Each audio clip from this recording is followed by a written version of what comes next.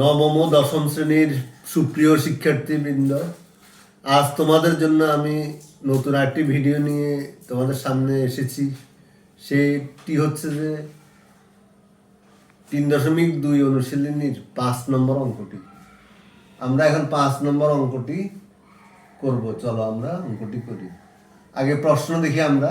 প্রশ্নে বলা আছে x = 19, y = -12 হলে 8x³ + 36x² + 54xy² + 27y³ এর মান বের করো।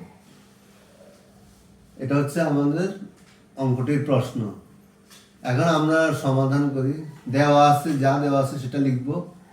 x = 19, y = -12। এখন প্রদত্ত রাশিটি লিখব।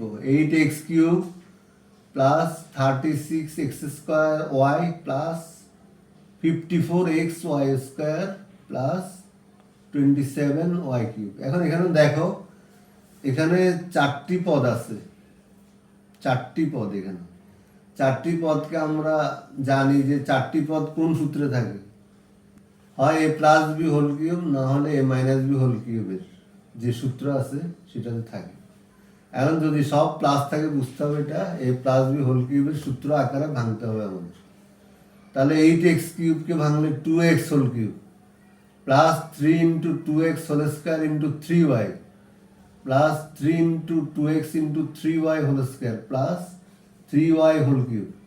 এখন এটাকে যদি আমরা আগের লাইনের সাথে মিলাতে যাই, 2x হোল কিউব মানে 8x³, সেটা থেকে আসছে 3 × 2x² × 3y, 3 × 2x² মানে 4, 3 × 4 মানে 12, 12 × 3 মানে 36, তাহলে 36x² plus 3 × 2x × 3y whole square, তাহলে 3 × 2 মানে 6 × 3y হোল স্কয়ার মানে এখানে 9y²।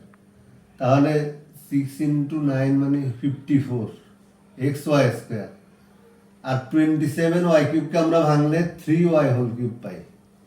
এখন তাহলে আমাদের এই সূত্রটা অনেকটা এরকম মিলে গেছে। a³ + 3a² b plus 3ab² plus b³।